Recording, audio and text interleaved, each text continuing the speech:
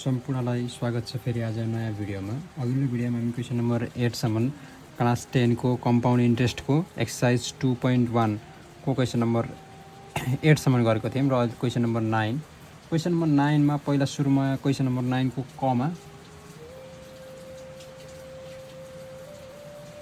Question number क को solution हेरौँ है त। सल्युसनमा गिभन के दिएको छ त? प्रति वर्ष 15%, ब्याज दर कति छ त? ब्याज दर आर बराबर 15%, 2 वर्षमा समय कति? समय टी बराबर 2 वर्ष। हुने रकम वार्षिक चक्रीय ब्याज साधारण ब्याज भन्दा रु 180 ले बढी हुन्छ भने यहाँ भनेपछि हामीलाई मूलधन पी बराबर एक्स मानौँ है त। किन भन्दाखेरि यहाँ देखाएन, तर यो कति हो त? 180 भनेपछि यहाँ हेरौँ है, वार्षिक चक्रीय ब्याज। वार्षिक चक्रीय ब्याज भने कुन हो? सीआई। कति भने 180 ले बढी आउँछ कसँग त? साधारण ब्याज भन्दा भनेपछि सिम्पल इन्ट्रेस्ट भन्दा 180 ले हो। यो कसरी लेखियो त? यो यहाँ हेरौँ, वार्षिक चक्रीय ब्याज हो यो। वार्षिक चक्रीय ब्याज साधारण ब्याज भन्दा 180 ले बढी हुन्छ भनेको यो हो। यो हो भने हामीलाई पहिला सुरुमा के निकाल्ने? नाउ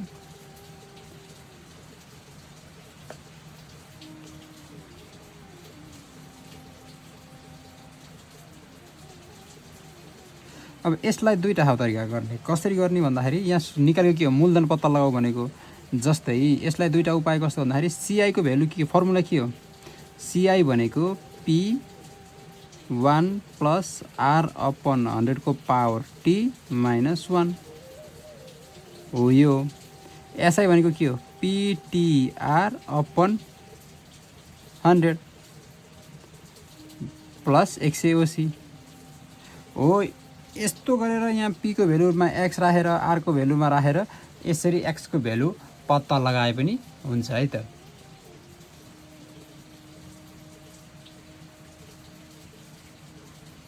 पहिला एउटा यही उपाय तरिकाले गरौँ। पी को ठाउँमा कति राख्ने? एक्स राखौँ। यसलाई यता लिएर आउँदाखेरि माइनस हुन्छ है। 1 को 1 ठाउँमा आर को ठाउँमा कति राख्ने? 15 अपन 100 को पावर टी कति छ? 2 वर्ष माइनस 1। त्यसलाई यता ल्याउँदा के भयो? पी को ठाउँमा एक्स राखौँ, टी को ठाउँमा 2 राखौँ, आर को ठाउँमा कति हुन्छ? 15 अपन 100 बराबर 180। एक्स यो कति हुने भयो त? 1 प्लस 0.15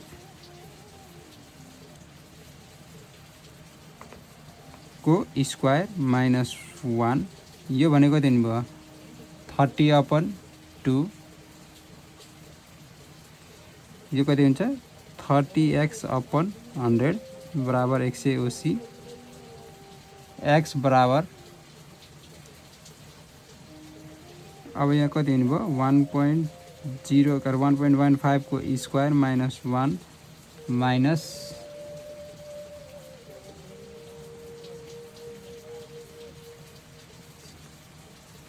यो 30x लाई 30 अपन x इंटू 100 नै राखौँ 180 x। यसको भ्यालु कति हुने भयो त? 1.3225 माइनस 1 माइनस 30x अपन 100 बराबर 180। अनि यसको x यसले मल्टिप्लाई गर्दा कति हुने भयो? यो 0.3225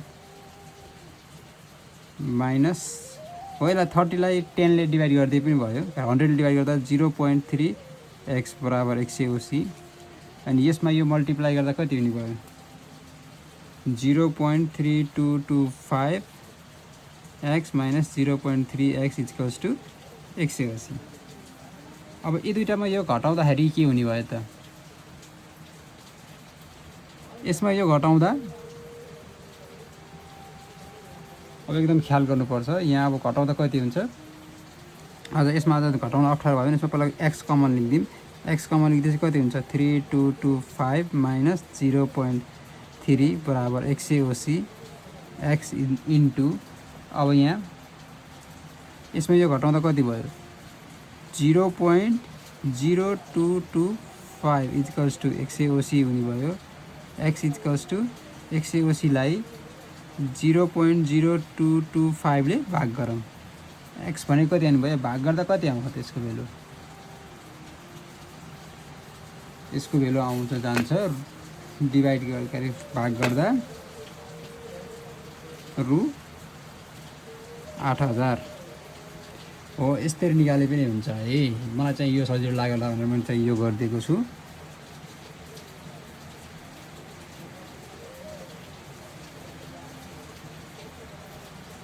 यसलाई अर्को तरिका कस्तो भन्दाखेरि यो सिआई अब हो यो प्रोसेस गर्दै गर्दै गएर यहाँसम्म जाने, अनि यो प्रोसेस यता यता गर्दै गर्दै गएर यो छुट्टै जाने, अनि यहाँबाट आइसकेपछि यसरी गर्ने। अब पहिला यो सिआई भन्ने छुट्टै निकाल्ने, एसआई भन्ने छुट्टै निकाल्ने, अनि हामीलाई थाहा छ सिआई भनेको एसआई प्लस 180 हो। सिआई भनेको यसरी गर्दै गर्दै आएको भए कति आउँथ्यो, हो यो आउँथ्यो 0.3225 एक्स भन्ने आउँथ्यो छुट्टै छुट्टै, यो छुट्टै गर्दाखेरि है। अनि एसआई भनेको कति हुन्थ्यो 0.3 एक्स हुन्थ्यो प्लस 180 हुन्थ्यो। यो फेरि 0.3225 एक्स माइनस 0.3 एक्स बराबर 180 हुने भयो। हो यहाँ त त सेम हुन्थ्यो। यो चाहिँ मैले यो छुट्टै निकाल्न भन्दा यसलाई एकै ठाउँमा निकालिदिएको है त। ल यसै गरी अब क्वेसन नम्बर खमा जाउँ। क्वेसन नम्बर खमा के भने भन्दाखेरि वार्षिक 10% का दरले कति आइछ सोलुसन। वार्षिक 10% का दरले भनेपछि ब्याज दर कति, ब्याज दर आर बराबर 10% दरले 1 वर्षमा समय कति, समय टी बराबर 1 वर्ष हुने धनराशिको भनेपछि हामीलाई हुने धनराशि भनेपछि मूलधन थाहा छैन। मूलधन पी बराबर यसलाई पनि एक्स मानौँ।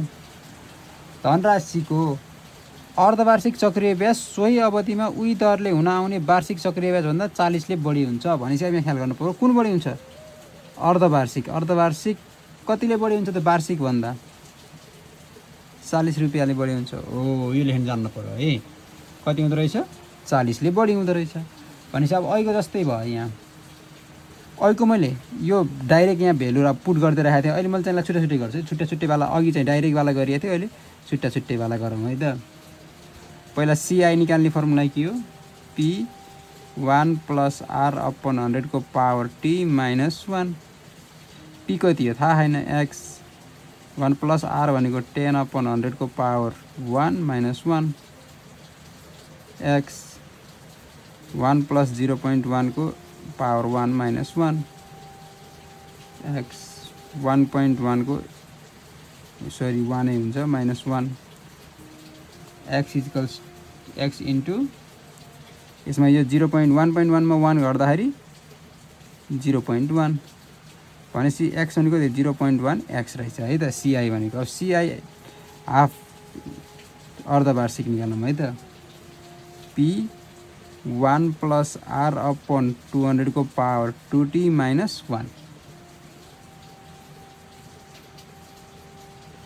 अब पी भनेको त एक्स हो 1 नै भयो, आर भनेको 10 नै भयो, 200 को पावर 2 इन्टु 1 माइनस 1। अब यो गर्दा कति हुन्छ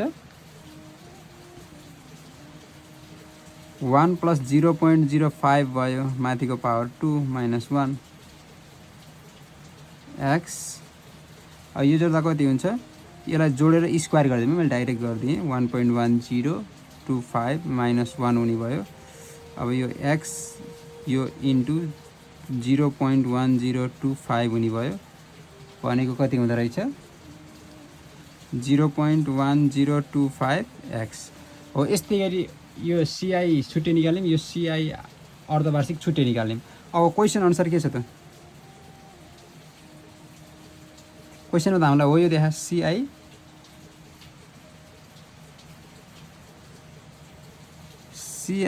हाफ, सिआई भन्दा कतिले बढी हुन्छ 40 ले बढी हुन्छ। सिआई हाफ कति छ 0.1025 एक्स छ, सिआई कति छ 0.1 एक्स छ भनेपछि 40 यो यता आउँदा के हुन्छ माइनस हुन्छ इक्वल्स टु 40।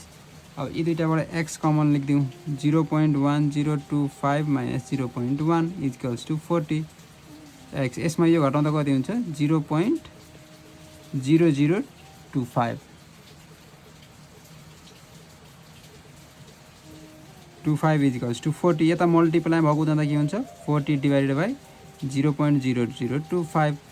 देयरफोर एक्सको भेल्यु कति हुन्छ त एक्सको भेल्यु आउँछ रु 16,000। अघिल्लो मैले डाइरेक्ट हो यसमा चाहिँ सिआईको भेल्यु पनि यहाँ राखेर सिआईको फर्मुला राखेर निकालिदिएको थिएँ। अहिले चाहिँ सिआई छुट्टै सिआई हाफ इयरले छुट्टै निकालेर पछि लगेर राखेको है त। यसै गरी अब क्वेसन नम्बर नेक्स्ट क्वेसनमा जाउँ। अब नेक्स्ट क्वेसन रहेको छ ग नम्बरको।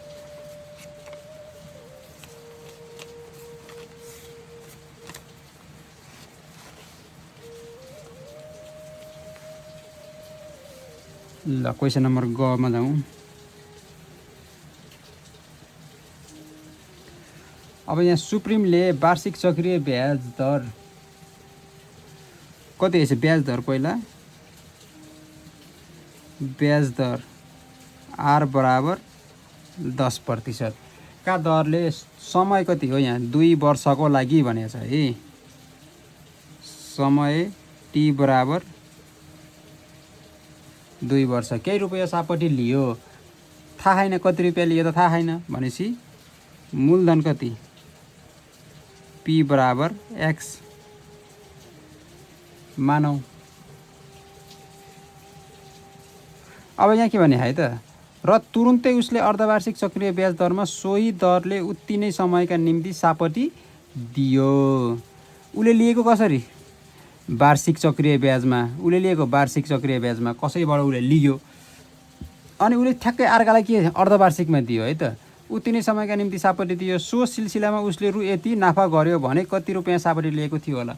हो यो क्वेसन अहिलेको जस्तै हो सेम टु सेम अहिलेको जस्तै हो। तर यहाँ क्वेसन के भन्यो यहाँ यो सापटी लियो अर्धवार्षिकमा लियो बुझायो भनिएको छ। तर यहाँ खास भन्न खोजेको के हो CI half is equals to CI plus 2019.24 हो यो भन्न खोजेको है। यो भन्न खोजेको हो। यति बुझ्यो भने सबै भयो। यसमा अघि चाहिँ डाइरेक्ट भनेको थियो वार्षिकभन्दा अर्धवार्षिक यतिले बढी भनेको थियो त्यो त ठिकै थियो। तर अहिले चाहिँ के भन्यो यो लिएर यसमा फाइदा हुन्छ भनेपछि यसरी गर्नु पर्यो है त। अब हामीलाई पहिला अब अहिलेको जस्तै गरौँ सिआई निकाल्नु पहिला पी 1 प्लस आर अपन 100 को पावर टी माइनस 1 थाहा छैन 1 प्लस आर भनेको कति हो 10 अपन 100 को पावर टी भनेको 2 माइनस 1 एक्स 1 प्लस 0.1 को स्क्वायर माइनस 1 एक्स 1.1 को square minus 1 1.21 minus 1 is equals to x into 0.21 भनेपछि 0.21 x CI। अब CI हाफली फेरि निकाल्नु पर्यो अगेन CI हाफली बराबर निकाल्ने फर्मुला के हो P 1 प्लस R अपन 200 को power 2t minus 1 1 plus are भनेको कति छ 10 अपन 200 को power 2 into 2 minus 1 x 1 plus 0.05 को पावर 4 माइनस 1 एक्स 1.05 को पावर 4 माइनस 1 1.21550 माइनस 1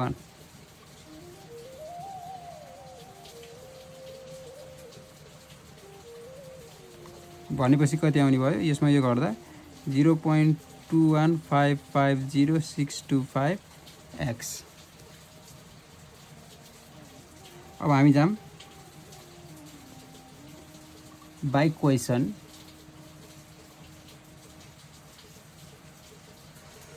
अनि CI हाफ कति छ यो 0.1 अझै यसरी हम CI half is equals to CI plus CI half भनेको कति हो 0.225065x यो सिआई यता आउँदा त माइनस हुन्छ अझ अहिले पनि नलेखौँ पछि चाहिँ ल्याउँला 0.21x प्लस 2019.24 अब त्यो यता ल्याउँदाखेरि के हुन्छ माइनस 0.21x इक्वल्स टु 2019.24 अब यसबाट x कमन लेखिदिउँ 0.21550625 माइनस 0.21 इक्वल्स टु 2019.24 यसमा यो घट्दा कति हुन्छ त 0.00550625 बाँकी रह्यो है त 2019.24 भनेपछि x इक्वल्स टु 2019.24 लाई कतिले भाग गर्ने यसले 0.00550625 ले भाग गर्दा कति आउँछ therefore x equals to x को भ्यालु कति आउँछ त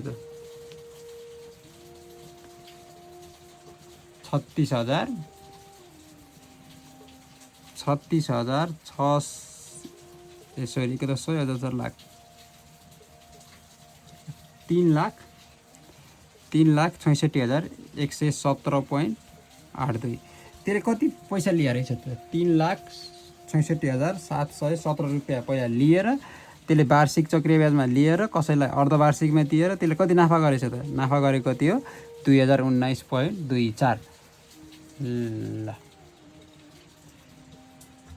भिडियो लामो भइसक्यो यो क्वेसन भ्याउँदै र अबको चाहिँ बाँकी रहेको पछाडिको क्वेसन चाहिँ अर्को भिडियोमा आउँछ च्यानललाई सब्स्क्राइब गर्न र भिडियोलाई लाइक गर्न नबिर्सिनु होला हस् धन्यवाद